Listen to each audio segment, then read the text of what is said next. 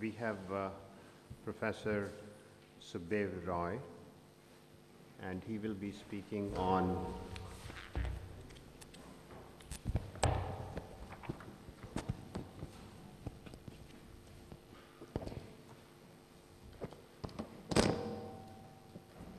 optical biomolecular computing with photochromatic proteins. Professor Roy is reader in Department of Physics in the Albag Educational Institute. He obtained his bachelor's and master's degree in physics from DEI and PhD in physics from IIT Delhi. He is a very active researcher and has widely traveled to various educational and research institutions all over the world. He has several publications in refereed journals and conferences. His research interests are biomolecular computing and all optical switching. Thank you, Professor Adhar. Well, the title of my presentation is Optical Biomolecular Computing with Photochromic Proteins. Now, what I would do is I present a motivation for studying this, the objectives which we have framed over time, and then I'll focus on all optical switching in photochromic proteins and how that can be applied to all optical biomolecular computing, and then how do these proteins or the response compare with other organic molecules, and then finally make a conclusion. Now, you see, information is what we are all dealing with, and the fact is that the demand for information is exponentially increasing, and therefore the technology which can meet these requirements of high bandwidth, high speed, good reliability, small size and low cost appears to be photonics, which has made an impact on these four key areas of information processing. So you can acquire, transmit, process and store information all in the optical domain through sensors. Optical fibers are the backbone of communication technology through integrated optic circuits and optical disks and holographic memories. Now, if one looks at these two aspects of information processing, that is computing and communication, we find that there is intense effort on studying optical computing. So can you use light for computation? So you can use bulk materials and then modulate or switch light with light. Or probably look into the DNA molecule, which is the building block of life, and do DNA computing. Or find two stable states of a molecule such that you can implement digital or binary logic. So it could be chirality, or it could be change in their electronic states or structure or shape, etc. Or the exotic quantum computing. So the fact is, in all these, you find that the implementation in the optical domain is very attractive. So whether it's molecular, quantum or optical. And the question is, can you have a hybrid approach? So that means, can I find a molecule which is photosensitive and I can manipulate its states with light and therefore effect optical computation or optical molecular computation?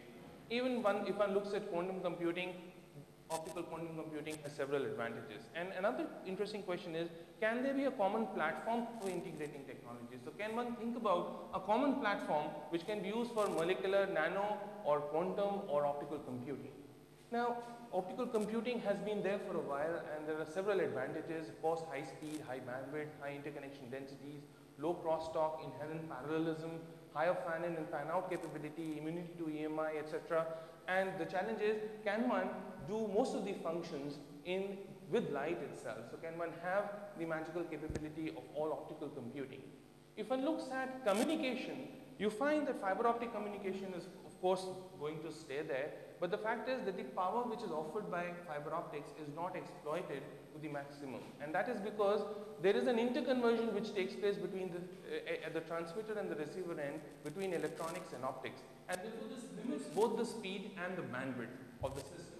So the fact is, can one again replace the devices of processing, right, instead of electronic or optoelectronic to all optical, right, devices or information processing? So the present challenge seems to be that one would have to look into how one can achieve all optical information processing.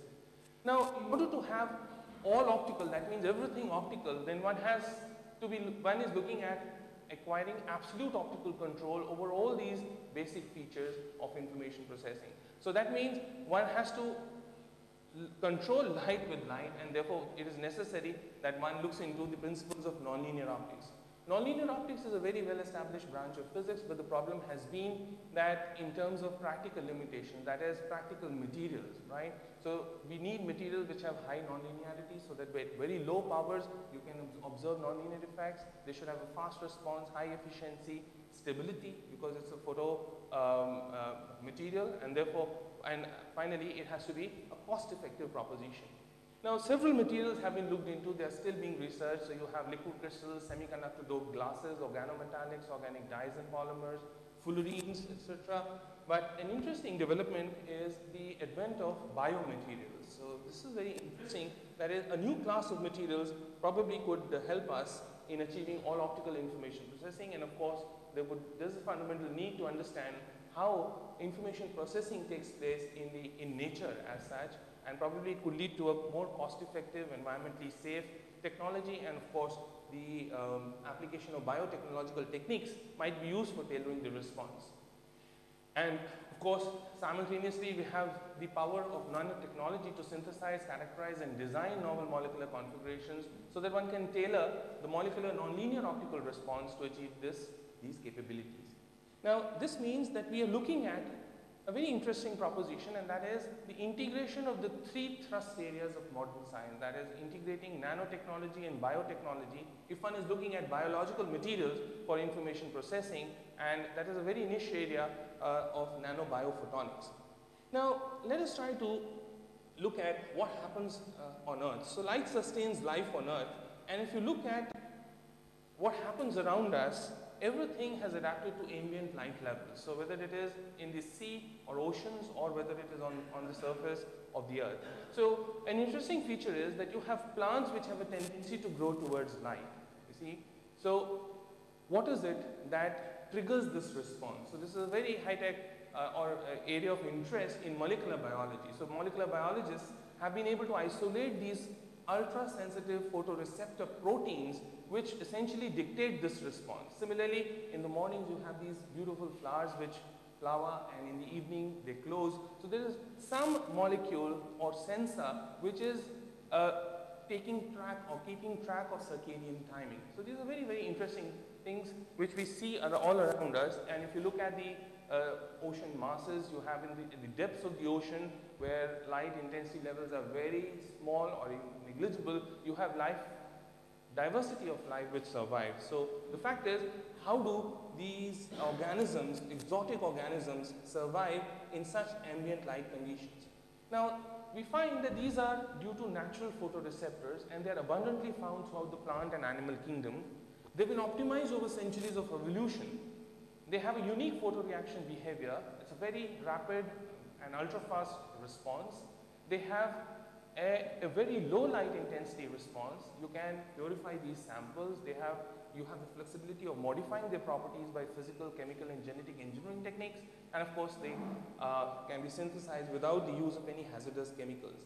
Now, if one tries to think about a biological material which is very sensitive, well, you think about the human retina.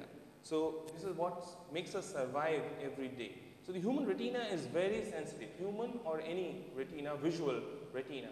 But the fact is that the light activating molecule, which essentially does the processing, is a rhodopsin protein. So it is there at the retina, and the fact is you can't have that for device application. But interestingly, you find that this rhodopsin is a big joint family. So you can classify these two into two categories. One is the visual rhodopsins. These are photosensory pigment which are found in eyes of insects or animals or humans. And there's another class of rhodopsins which are called acyl rhodopsins. Now these are light-driven pumps, and several of them have been discovered over the years. Bacterial rhodopsin, which was discovered in 1971, halorhodopsin, photosensory rhodopsin, eukaryotic rhodopsins, and a recent discovery, proteorhodopsin in 2000. And you find that through bioinformatics, if you map the sequence of this protein, the rhodopsin protein, you find that it is almost all pervasive. So you find it prevalent in salt flats, soils, fresh waters, fungi or Hyloarchaea, proteobacteria, etc. So nearly 800 relatives life-sustaining activity of photosynthesis. So therefore, you can imagine how far their photoresponse has adapted over so many changes on a planet. Now, one of the most important and most interesting material, outstanding photonic material which has been discovered is Bacterial Rhodopsin. So this is grown by a bacteria, so therefore it's called Bacterial Rhodopsin. And this is found in the purple membrane in saltwater marshes. And if you synthesize these membranes, you find it contains the same rhodopsin protein similar to the visual rhodopsin, which you find in the human retina. Now, let us look at the photoresponse of this interesting molecule. So this molecule in its native state is very sensitive to green-yellow light, although it absorbs the entire visible spectrum, but it is very sensitive. It has a peak absorption wavelength of 570 nanometers. So if you hit it or excite it with a photon, it undergoes conformational transitions. So conformational transitions means that the shape of the protein changes, and it undergoes these conformational transitions and spends some amount of time in each transition, in each state. And these subscripts denote the peak absorption wavelength of these states, and these are transitions which take place in some amount of time. So this is very fast, sub-picoseconds. Then in 3 picoseconds it goes to another K state, the L state, and finally it goes back and relaxes to the initial state. Now, under certain situations or under certain genetic mutation conditions, you find a variant in which if you shine a red light, it goes to a state where it is stable for infinite amount of time.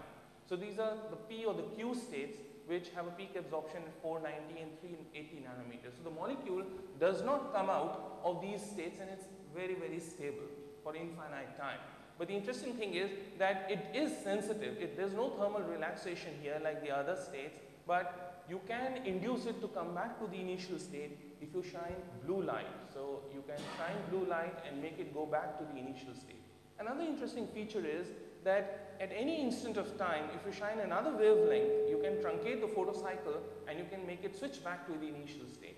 So you can see that the entire visible region is mapped into its different states, and these lifetimes, the spectral characteristics can be changed to various techniques.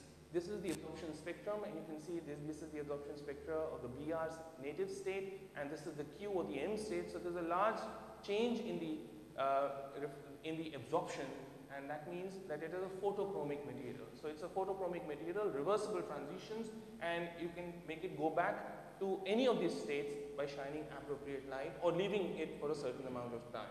This is what shows you the change in the conformation when it absorbs a photon. So this is the old transretinal and this is the 13 cis retinal. So there's a change in the shape around the bond which has occurred after it absorbs a photon. Now, in the native state, just the molecule acts like an AND gate. So when both the inputs are 1, it goes to a higher excited state. So you can have a 0 here or a 1 labeled for the P or the Q state, and you can have a simple AND gate operation using this molecular photocycle. Similarly, here is a comparison between the wild type and a mutant D96N, and what has to be appreciated is the fact that all these high excited states are absent in this photocycle. So you can just tailor with the photocycle depending upon how you use genetic engineering. Now, there are very unique properties and advantages of Bacterial Rhodopsin. It has a very efficient photochemistry, high absorption cross-section, high quantum efficiency. It absorbs 65% of light which is incident on it. It has a multifunctional response, photochromic, photoelectric, and a proton pump. It has a large change in the refractive index, large shift in the absorption spectra. You have transitions which are reversible in the photocycle.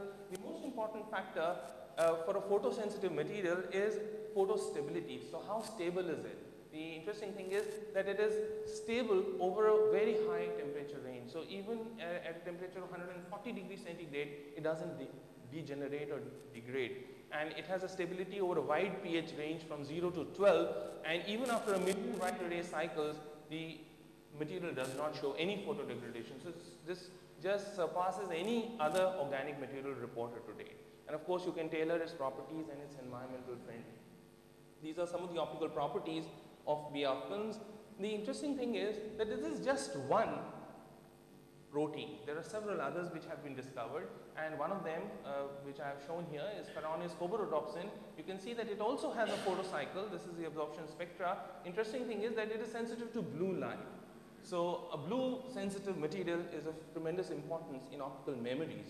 And similarly, you have this Proteorhodopsin, which is sensitive to 520 nanometers, and it has a longer lifetime photocycle spanning about 153 milliseconds, important for memory applications.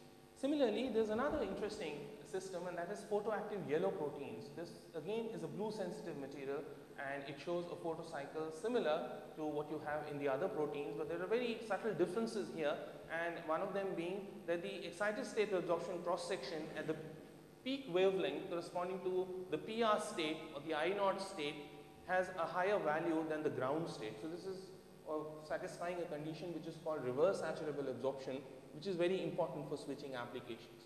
Similarly, if you look at sensory photoreceptors in plants, you have three main families: phytochromes, phototropins, and cryptochromes, which are sensitive to different regions of the wavelength of the visible spectrum. So these are blue light sensitive proteins, these two, and you have the red light photosensitive proteins, which are phytochromes. And they govern different kinds of responses in plants, right from stomatal opening, circadian entrainment, flowering, germination, deetiolation, phototropism, that is the tendency of the plant or flower to grow towards light, etc. So this is another photocycle of a protein isolated from oats, and you see that it has a simple photocycle with just three states, 1, 2, and 3, and there's a large shift in the spectrum. So from 450 you go to 660, so there's a very large shift in the spectrum, and therefore this again is a photochromic material with a slightly longer lifetime of the last state. That's the 70-second lifetime for the transition. Another interesting material which we all are aware of is chlorophyll. Now chlorophyll A, B, C, D, there are different kinds of chlorophylls which have been identified and studied over so many years. And this is the energy level diagram which can be used to explain the electronic energy transitions for chlorophyll A. This is the absorption spectrum. Another interesting fact here is that there's a broad range of spectrum, the wavelength range, where the triplet state, that's the triplet state, has an excited state with absorption cross section which is more than the ground state absorption cross section. Now, interesting proposition is, can these molecules be used for information processing? Now, there have been several applications which have been proposed with BR. So Bacteriodopsin is a prototype. It's a model system which is being studied by molecular biologists and even for information processing. So these different properties of this molecule has been used to propose different kinds of applications. Very important ones like ATP generation in reactors, desalination of seawater, conversion of sunlight to electricity, artificial retina, right? Of the photochromic properties have been used mostly for information processing, right from pattern recognition, bistability, holographic memories, optical displays, neural networks, etc. And of course, biosensors and radiation detections are other kinds of applications which have been. This is schematic of an optoelectronic ICE which with a photoreceiver, biophotoreceiver that is constructed out of Bacteriodopsin. This is a schematic of a three-dimensional memory which has been proposed and has been demonstrated with Bacteriodopsin, which has been doped in a polymer gel in a cuvette. So, like I showed the photocycle there, if you remember, a green light and a red light can act as a right beam. So you can write or make the molecule go to the P state, and if you shine a red light, then you find that all those states or the molecules which are in the excited state, they do not absorb this red light, so you can just map where exactly the absorption or transmission is high. So you can read data, and finally you can erase data if you shine blue light, and therefore this is the prototype of a volumetric optical memory with Bacteriodopsin, and this is a prototype which has been shown and demonstrated to work along with the traditional computer. So a 3D memory would enhance the storage capability to 3 orders of magnitude. Now, the basic building block of information processing system is a switch, and the fact is, how can one design a switch, and that too an all-optical switch? So our objectives have been to look into the nonlinear optical response of these photochromic proteins and see how one can design an efficient switch and then look into the applications for all optical computing. How can one optimize the photoresponse, right, to achieve the desired designs, and then can one achieve low power all optical biomolecular computing devices, and would they be advantages over other organic materials? Now, there have been several designs which have been proposed in the literature based on optical bistability, dynamic holographic gratings or degenerate four-way mixing, photo-induced dichroism, integrated optic configuration, self-diffraction. But we focused on a very interesting, a very simple mechanism, and that is excited state absorption. So we look into this basic configuration. So you have a protein film or a protein sample. So you excite this with a pump pulse laser beam, and the excited molecules are then probed by a CW probe laser beam. So you have therefore the molecules which get excited, the photocycles are activated, and in the excited state they conform to a state which has an absorption of this particular wavelength. So therefore you have a mechanism by means of which you can control light with light. So with the pump probe technique, one can, in a very simple manner, without touching, without biasing or putting any external bias, one can just use the photochromic property of the material to induce optical switching, and therefore look into some device applications. So if I have a probe beam, it passes through this sample because this probe beam is not absorbed by the ground state. But now if I pump this with a green light, then I find that the excited molecules absorb this probe, and therefore I can modulate this probe beam. So it could be a CW implementation, continuous wave, or it could be a pulsed implementation. So here I have a pulse which excites the sample, and therefore the excited molecules absorb this laser beam at this particular wavelength, and therefore there is a switching operation. So the first thing is to have an accurate model of this dynamic. So the fact is, if one looks into the steady state analysis, one can take into account all the transitions which are there reported in the literature in the photocycle, and one can therefore write down the expression, a general, exact and analytical expression of the absorption coefficient, right? It's a nonlinear expression in terms of the absorption cross sections, the rate constants, right, lifetimes, quantum efficiencies, etc. And one can make it into a very compact form in terms of the powers of the intensities of the modulating beam. So with this, one can therefore accurately look into the theory as well as the experiment. So here these coefficients A, B, C and A prime, B prime, C primes can be written in terms of all the constants and parameters which are required to characterize the photocycle. And therefore, one can look into the transmission of the normalized transmission of different probe wavelengths, right, at different wavelengths, and see, depending on the spectral characteristics, what kind of states would be activated, excited, and which states would absorb that probe beam. So this is an experiment and a theory. This is for PPR, Photoresponse, Photoreceptors, and you can see that different wavelengths have different response depending upon the pump power. So as you increase the pump power, you can modulate different wavelengths in a different manner. Similarly here, you have this mutant, and you can see that in microwatts per centimeter square, you can have very high modulation depths as high as 50% for a concentration of 1.6 into 10 to the power minus 2 mole per liter. Here is a result which shows you the variation for different mutants. So you can see that at different pH values, you can tailor the lifetime of the excited states so that you have totally contrasting transmission characteristics. So if I have a characteristic like this, I can implement an XOR logic gate by using two intensity laser beams at 498 nanometers by considering a suitable threshold.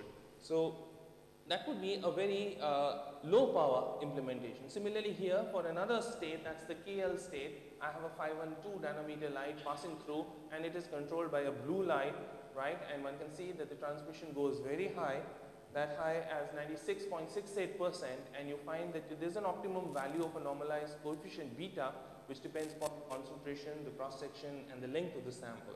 So we've done rigorous analysis, and depending upon the transmission characteristics, we propose that using different threshold values and multiple pump intensities, one can design different kinds of logic gates in parallel. So if I have a film, I can implement an OR, AND, XNOR, NOR and NAND gate by using laser beams at different parts of the film.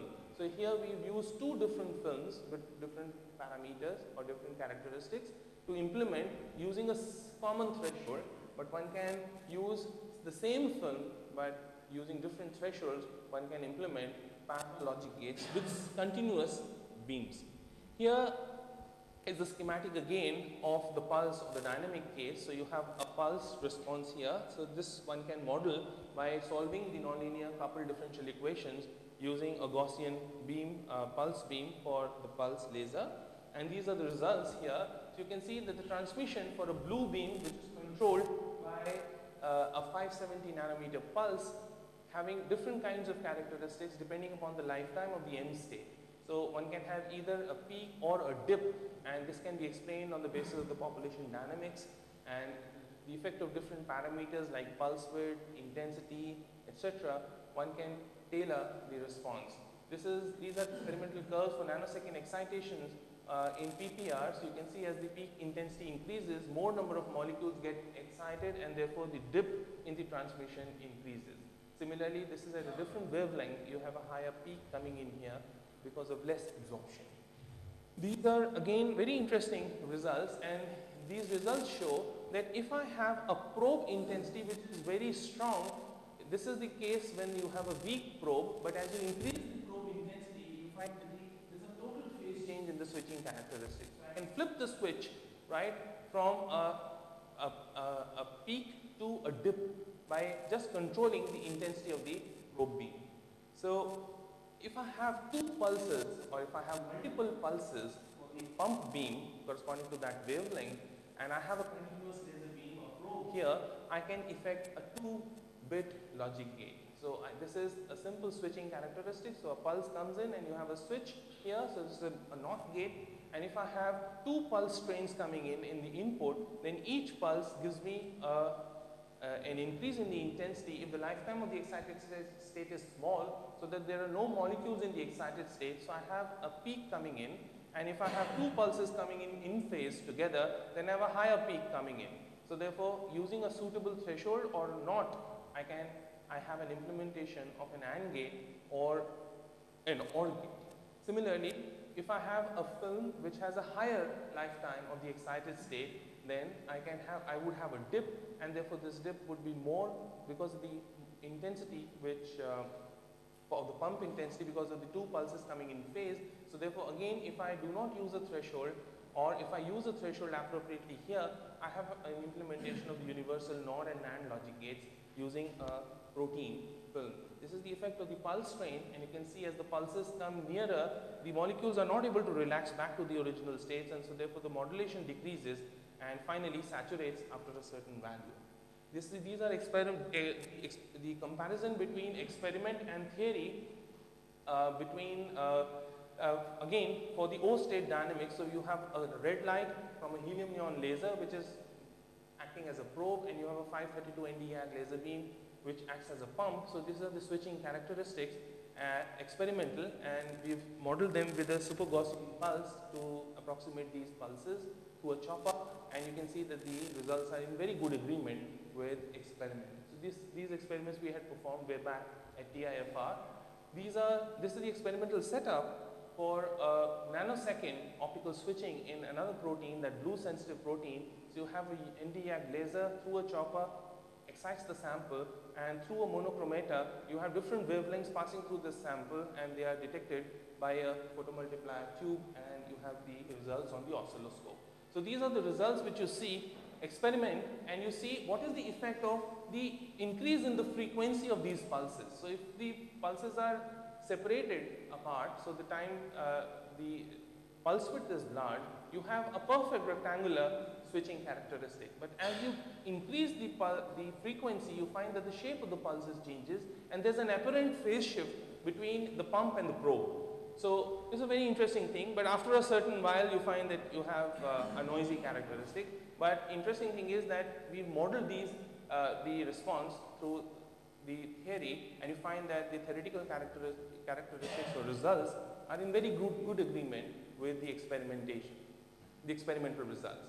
Another interesting fact is that if you pass different wavelengths or different colors of light, you find that the pulse shape can be controlled, or you can have a pulse shape. So you have a triangular or a sinusoidal, right, pulse shape at different wavelengths. Again, the theory and the experiment are in very good agreement.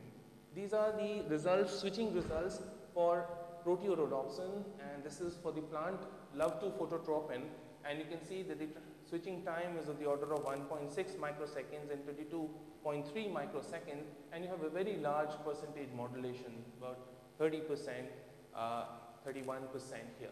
So changing the concentration of the sample can lead you to a different, a high modulation rate. These are the theoretical results for switching in chlorophyll A sample from spinach leaves, and you find that a combination of different wavelengths give you switching contrast as high as 96. So if I use 442 and 476, I have a 96%, and the highest is for a red light and a blue light, that is as high as 97.5%.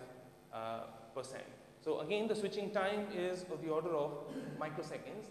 These are the experiment and theory results, again for chlorophyll, and which are again in very good agreement. These are the switching characteristics for photoactive yellow protein, and we find that this is much faster switching, and this takes place in sub-microseconds, nanosecond switching.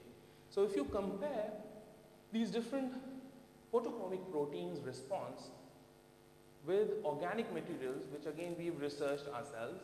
So you have the platinum ethinyl complex, C16 toluene or polymethyne dye, right? You find that you can have a high contrast or a low contrast depending upon the pump intensity. The switching time goes from milliseconds to sub-microseconds, and you have very high switching times here for organic molecules in nanoseconds, but with gigawatts per centimeter square. So there's a trade-off between the high contrast and low power operation, and of course fast operation with high contrast. So there are certain factors which need to be taken into account, and most important, the absorption cross sections at different wavelengths. Now another interesting development which has taken place, and which is a very interesting field of research these days, is the advent of micro-resonators. Now these micro-resonators have been proposed in different geometries with different materials ranging from silicon to silica, and they have extreme advantages. They're very sensitive, low switching threshold, high quality factor as high as 10 to the power 9, ultra compactness, on-chip integration, and you can tune the properties by changing the shape of the resonator. Now, let us look at the principle of operation. So the principle is the following. So you have a laser diode, and you pass light in an optical fiber or a waveguide in integrated optic geometry. You have a detector here, and you have a microsphere, a silica microsphere in this case, which is just touching the surface of this optical fiber, and in this case it's a taper. So if I form a tapered fiber and I place a microsphere on top here, something very interesting happens, and that is that if I scan different wavelengths from the laser diode, one particular wavelength would couple along the surface or the circumference of this microsphere. So that would satisfy the modal condition, that is the condition for whispering gallery modes. And therefore, in the transmission spectrum, if I scan the wavelengths in the transmission spectrum, I would find a dip at those wavelengths which satisfy the whispering gallery mode condition. So I can measure this wavelength, and I can therefore try to detect what is happening or what is happening. It's very sensitive to the resonance condition, so it gives me a flexibility of trying to detect what is happening at the surface of the sphere. So the interesting thing is that a single molecule, if it attaches to the surface, can alter the resonance condition, and in this case the shift in the wavelength can be monitored, and therefore which can be monitored with very great resolution, right, sub-nanometer, and therefore I can in principle detect a single molecule in this resonator geometry. So this is a very interesting proposition, and a group at Harvard did something more to it, and that is they took two optical fibers and attached a silica sphere here in between and coated Bacterial Rhodopsin on it. Now, a very interesting thing, this is a very interesting configuration. Now what happens is, you pass, so there's a wavelength which gets coupled, right, and it just couples from this fiber through the sphere to the other fiber. So there's a switch here. But the interesting thing is it's an all optical switch. So if I shine green light now, the bacterial rhodopsin protein now undergoes the photocycle, right? So there's a conformational change, and therefore the coupling condition or the resonance condition changes, and so therefore there is a different wavelength now which switches off. Not the first one, but a different wavelength. So there's a dip at a different wavelength, right, on the activation of this protein. So these are the photographs. So you have light which passes through here, and as soon as you activate, it just goes and gets coupled here. So this is an interesting proposition to look into all optical switching, right, with the advantage that it's a very low switch, and using the advantages of micro resonators with high quality factor, there is absolute switching of the intensity. So there's a very low loss which that takes place. So at output port 2, there's a very small amount of power which just goes in. So 96% light just couples here. So that means you can have high fan out and cascadability in this system. So collaborating with this group at Harvard, what we proposed is that if you, in addition to 532, if you shine blue light, then you would truncate the photocycle at the end state, and therefore there would be a faster switch. And the fact is that this is the result which we got. So with the input beam and the two input beams at 532 and 405 nanometers, you find it's a much faster switch, which is about 50 microseconds switch on, switch off time. So a theoretical analysis can be performed, and we've found out the shift in fractional wavelength shift depending on the surface density of the bacteriodopsin layer, which essentially depends linearly on the diameter of the microsphere. So this switch, therefore, can be a very interesting way of designing an all-optical reversible conservative Fredkin gate. So what you have here is the fact that you have the switch, you have a BR, so this is the control signal which just passes through, and you have two inputs, one from here and the other, the port B from here, and depending upon the consequences that is decided by the control signal intensity, right, one has output at port A or output at port B. So if you look at the various combinations of A, B in and C in, one has this truth table for the outputs at C out, A out and B out, and this conforms to the all optical Fredkin logic gate. So using a Fredkin logic gate, one can then go for higher computing circuits. So this is a schematic of an XOR and XNOR gate, a full adder circuit, a full adder avoiding fan out, a demux multiplexer. The same configuration, right, can be used by using different select lines. One can activate these switches at different instances, and one can have output coming out of port 0 to port 3. So one can have a demultiplexer or multiplexer configuration. Similarly, a half adder subtractor, a full adder subtractor, or the demultiplexer here using BR coated microcavities, and an implementation of the all optical arithmetic unit. So the interesting thing is you have optical fibers, they are the backbone of communication technology. You can network data, and you in a computing format, you can use these micro resonators along with optical fibers to effect computing. Another interesting thing which I would just delve on is the speed of light has intrigued us for ages. Now the fact is, can you exceed the velocity of light, or can you slow the velocity of light? So the question is, if you have light passing through any medium, we know that it slows down. So that's the definition of the refractive index which characterizes this.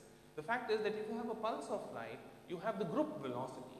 And this group velocity can be dramatically reduced by two ways, and that is electromagnetically induced transparency and coherent population oscillations. So people started first using low temperatures, so high density materials, Bose-Einstein condensate, rubidium atoms at 360 Kelvin. So they reported a group velocity of 17 meters per second, 90 meters per second, but the challenge was to have it at room temperature, and at room temperature in Ruby it was reported to be 57.5 meters per second, 8 meters per second, and finally in bacterial rhodopsin film, using the principle of coherent population oscillations in 2005, they reported a reduction to as low as 0.091 millimeters per second. So that is ultra slow, snail pace light using just bacterial rhodopsin. So we've done a theoretical analysis, again a rigorous one, and that again of this using the experimental results reported, and you find that if you use a blue light, you can control the delay of the pulses. So theoretically also we've been able to get good agreement with the experimental results, and of course one can optimize these for different pump intensity. So to conclude, there are optimized conditions which one finds when one looks into the application of photochromic proteins for these kind of applications. So you have to look into the factors like concentration, pulse width, and absorption cross section. You can control the switching characteristics by controlling the probe wavelength, the rate constants, probe intensity. You can see all these factors which can be controlled: the profile, phase shift, time, contrast, group velocity. There are trade-offs between switching time and power.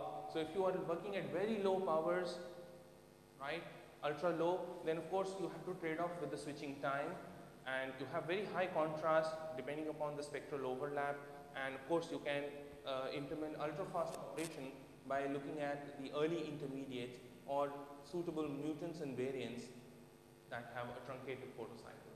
Now of course there are several aspects for further investigation. That is, Bacteriodopsin is a unique case. It's extremely photostable, but what about the photostability of plant photoreceptors? Tailoring the spectral and kinetic properties to suit device applications, and how would one operate devices at the single molecular level, right? So that is again a challenge which we've still not understood. How does the signal transduction takes place in a plant or a plant system? So as light comes in, how does that trigger its response and therefore makes it perform a particular function? And of course, if it's a single molecular level, then how would one look into the cascading of these responses or devices? And of course, one would have to investigate new architectures for applications such as parallel computing. So there are several advantages which we come across after this study. So you have low power operation, fast operation, simple design, flexibility by tailoring the properties. You have a multifunctional response. The same material is photoelectric, photochromic, and it acts like a proton pump. So one can implement multiple devices using the same material. Multi-wavelength operation, you can control various features, and if you add on it or integrate it with a system as versatile like a micro resonator, then one can really have a tremendous control over various features, and of course it could lead to a cost-effective proposition and probably lead to a prospective technology. So I would like to acknowledge my PhD students, MPhil, MSc students who've done work on different aspects which I have presented. Our collaborators, Frank and Topolansik at Harvard University, Professor Kamo and Kikukawa, who discovered the phenomenon Photoresponse at University in Japan. Professor Tokunaga, again a pioneer in photoactive yellow protein. Professor Deepak Mathur and A. Dharmadhikari at Mumbai. Professor KPJ Reddy, NIC Bangalore, and of course the funding agencies. Thank you very much.